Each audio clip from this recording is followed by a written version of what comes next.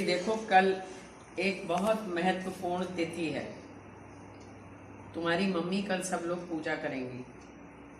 कल है वट सावित्री व्रत, जिसको बड़मावस कहते हैं। बड़ का पेड़ जो होता है उसको वट वृक्ष कहते हैं। और इसकी एक कथा है।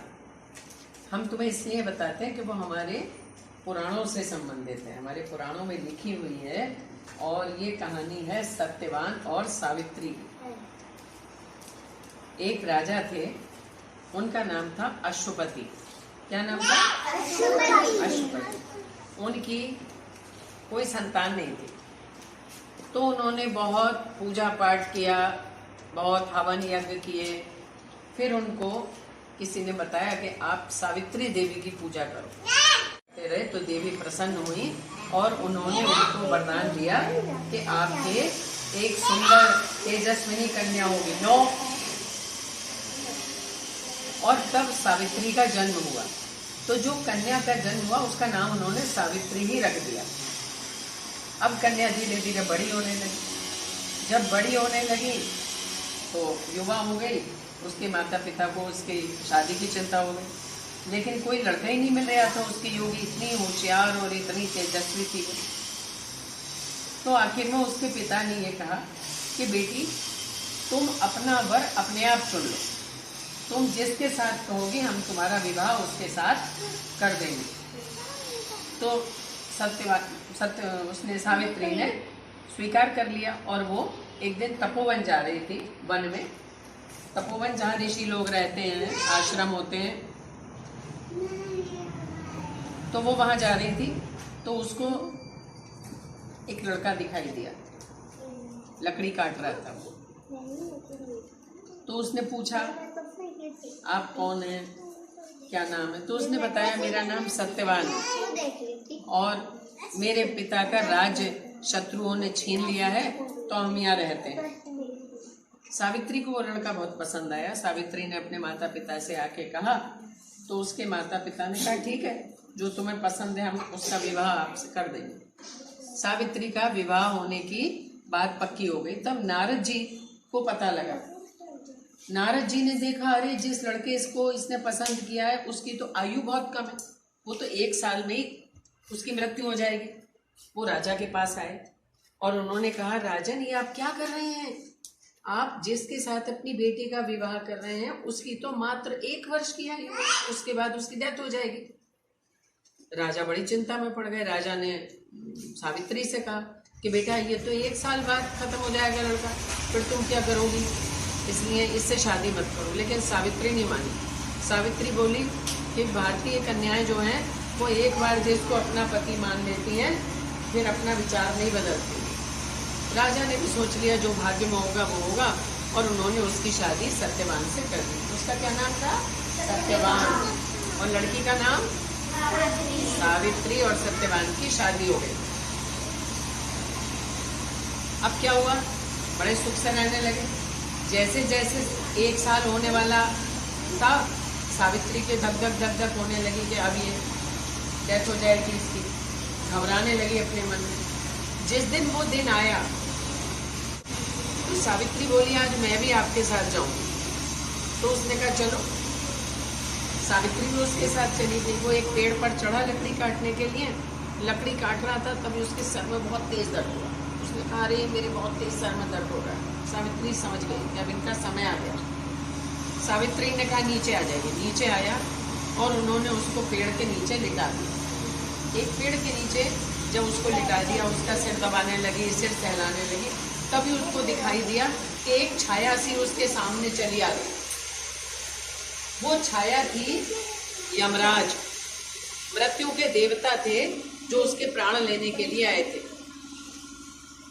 और जैसी उसने सावित्री ने देखा तो उनको प्रणाम किया, महाराज प्रणाम, आप कौन हैं?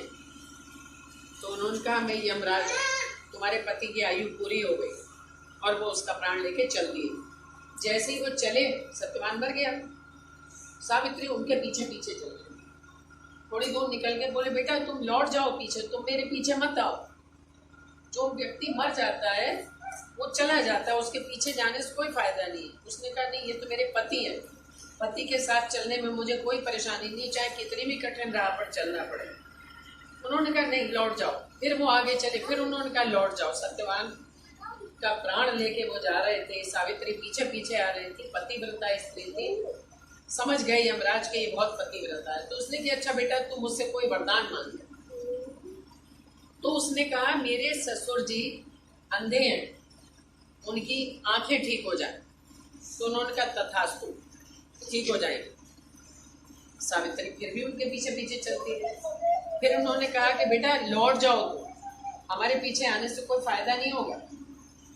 अच्छा नहीं मानती हो तो एक वरदान और मांग लो।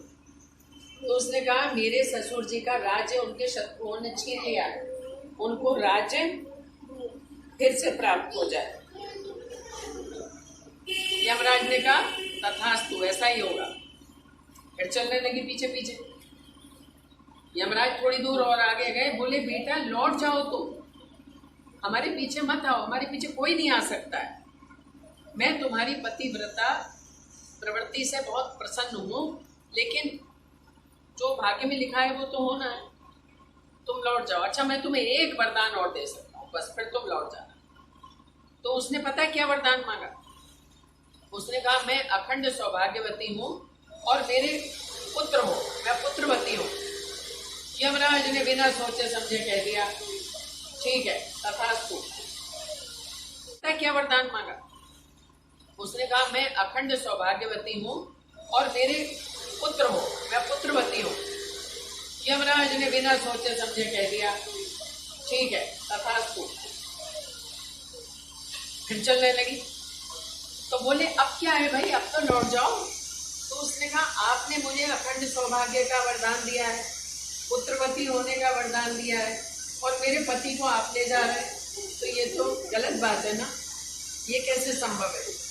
अब यमराज फंस गए अपनी बात। यमराज ने तुरंत उसके प्राण छोड़ दिए, और जब प्राण छोड़ दिए और सावित्री से कहा कि तुम पुत्रवती होगी और तुम्हारा सौभाग्य अमर रहेगा, सत्यवती ने, सावित्री ने उनको प्रणाम किया। इतनी देर में वो अंतर्ध्यान हो गए, गायब हो गए। और सावित्री दौड़ के गई वहां बरगद के पेड़ के नीचे जहां वो लेटा हुआ था उसका पति। उसने जाके देखा कि पति तो उसने आंखें खोल दी, जीवित हो गया। उसने कहा आप कैसे, ठीक है, आपका सिर दर्द कैसा है? तो उसने कहा मैं बिल्कुल ठीक। वो उसको लेके घर आई और उसने अपने ससुर जी को सारी बात बताई।